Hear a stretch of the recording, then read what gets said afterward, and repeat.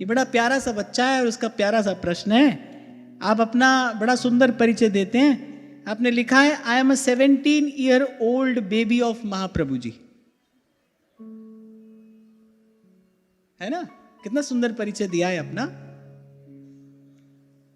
आपने लिखा है कि मेरा दीक्षा निवेदन पत्र तो स्वीकार हो गया, पर मेरे जो माता पिता हैं वो दुविधा में हैं और वो हमेशा मुझे यही कहते रहते हैं कि ये तो पढ़ने का समय है।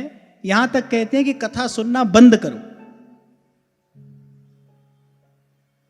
पर मैं किसी भी प्रकार से ना तो सत्संग छोड़ना चाहता हूं और ना ही सत्संगति, क्योंकि यही सत्संग मुझे आज तक अनुचित से बचाए हुए है, बुराई से बचाए हुए है। ऐसे समय में आप मुझे बताइए कि मुझे क्या करना चाहिए। किसी भी प्रकार से अपने माता पिता को कथा सुनने में लगाओ। अगर ईयरफोन्स लगाकर सुनते हो तो ऊंचा ऊंचा घर में कथा चलाओ। कोई एक आध शब्द उनके कान में पड़ेगा, भगवान से प्रार्थना करो कि इनकी बुद्धि सुधरे। कई बार तो मुझे बड़ा दुख होता है, क्योंकि ऐसे बहुत सारे बच्चों का प्रश्न उपस्थित हो जाता है। देखो, बालक का कर्तव्य माता पिता के प्रति बाद में है, पहले माता पिता का कर्तव्य है बालक के प्रति। माता पिता का यह परम कर्तव्य है कि बालक को साधन सुविधा दे ना दे, पर संस्कार अवश्य दे। जब जब कभी ऐसी स्थिति में देखता हूं तो मन में विचार आता है भाई कि देखो ये कैसी दुर्दशा समाज की होती चली जा रही है। कौन से ऐसे माता पिता हैं जो बालक को सत्संग से बचाकर बालक का हित कराना चाहते हैं? सत्संग से दूर करके किसका हित हुआ है भाई? अरे तुम तो बड़े सौभाग्यशाली हो कि तुम्हारे बालक की सत्संग में रुचि और सत्संग में निष्ठा है। यही तुम्हारा बालक सिनेमा में, क्लब में जाता होता तो तुम क्या करते? किसी बुरी आदत में पड़ता, बुरी संगति में पड़ता, उस सब के कारण पढ़ाई लिखाई तो छूटती ही छूटती, और जाने कितनी त्रास तुमको मिलती, तो तुम क्या करते? तुम्हारा तो बड़ा सौभाग्य है कि ऐसा संस्कारी बालक तुम्हारे घर में जन्मा है, जो अपने माता पिता का भी आदर करना चाह रहा है। माता पिता की ऐसी रुचि को भी एटलीस्ट वो बच्चा कंसीडर तो कर रहा है। क्या आप मुझे बताइए, कहीं मैं अपने माता पिता की डिसरिस्पेक्ट ना कर बैठूं, और मैं किसी भी प्रकार से सत्संग भी नहीं छोड़ना चाहता।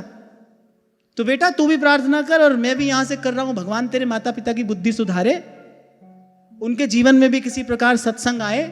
और माता पिता की स्थिति अगर आज ये है तो फिर तो मैं कहता हूं बेटा 2 माला माता पिता के लिए भी करना चाहिए, क्योंकि तुम पुत्र हो तो तुम्हारा माता पिता के प्रति एक कर्तव्य भी बनता है। 2 माला माता पिता के निमित्त किया करो, श्री जी से प्रार्थना करो कि उनकी बुद्धि शुद्ध हो, उनको समझ में आए कि सही मार्ग क्या है।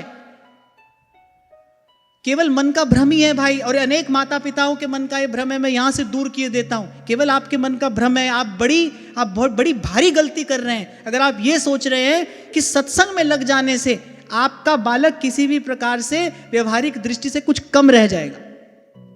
अरे सत्संग करेगा, एक बार सोचो, प्रैक्टिकली सोचकर देखो, सत्संग करेगा, बुरी आदत से बचेगा, बुरे संग से बचेगा, बुरे खान पान से बचेगा। अरे वो तो सब उन चीजों से बच जाएगा जहां जीवनी शक्ति क्षय होती है, जहां जीवनी शक्ति का नाश होता है, लाइफ एनर्जी जहां रुइन होती है, स्पॉइल होती है, वो तो उन सारी चीजों से बच जाएगा अगर एक सत्संग में लगा रहा तो। उसकी बुद्धि, उसकी प्रज्ञा, उसकी प्रतिभा सत्संग करने से बढ़ेगी ही, कम नहीं होगी। पर भाई इसको स्वीकार करना पड़ेगा, होती जा रही है समाज की ऐसी दुर्दशा। मैं तो कहा ही करता हूं, आतंकवाद से इतना खतरा विश्व को नहीं है जितना भोगवाद से है। आप देखो उनको संसार की पढ़ाई लिखाई और व्यवहार के सामने सत्संग का कोई मूल्य नजर नहीं आ रहा है। वो सत्संग को कुछ नहीं समझ रहे हैं। बालक को कह रहे हैं कि कथा मत सुनो, कैसी बुद्धि होगी उनकी? तो जो भी माता पिता इस प्रकार की विचारधारा अपने मन में रखते हैं, उनको इसका अवश्य त्याग करना चाहिए। बड़ी भारी गलती आप लोग कर रहे हैं। हमारे ध्रुवदास जी तो यहां तक कहते हैं कि वृंदावन के वास को जिनके ना ही हुलास, अरे माता मित्र सुता द्वितीय तज ध्रुव तिन को पास।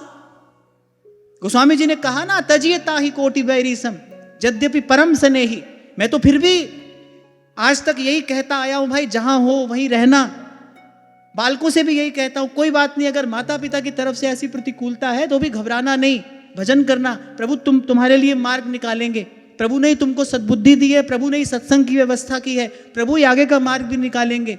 माता पिता का अनादर नहीं करना, लड़ना झगड़ना नहीं। मैं तो बच्चों से यही कहता हूं, पर माता पिता को भी तो सोचना चाहिए, उनका भी तो बच्चों के लिए कोई कर्तव्य है। सत्संग से दूर करके बच्चों का कौन सा हित करोगे आप? सत्संग से दूर करने वाला हितैषी नहीं, वो तो परम शत्रु है। शास्त्र तो यह कहता है उसका तत्काल त्याग कर देना चाहिए। और मैं फिर कह रहा हूं, बालक का कर्तव्य माता पिता के प्रति बाद में है, पहले माता पिता का कर्तव्य है बालक के प्रति। केवल साधन और सुविधा ये जीवन में सुख नहीं दे सकते भाई। जीवन में सुख तो संस्कार की छांव में ही है। यही तो भूल आज भारतवासियों से हो रही है। सब दे रहे हैं अपने बच्चों को, सब दिए चले जा रहे हैं। बच्चा योग्य है कि नहीं, वो अधिकारी है कि नहीं, छल से कपट से धन अर्जित कर करके और लगे हैं अपने बच्चों को केवल यही सुख सुविधा और सामान देने में। और परिणाम क्या हो रहा है? बच्चे कहां मिलते हैं? वहां क्लबों में, सड़कों के किनारे। सारी की सारी पीढ़ी को नशा खोखला किए जा रहा है। किसी से तो भूल हो रही है भाई। गलत का परिणाम ही तो गलत आता है, ठीक का तो गलत नहीं आता।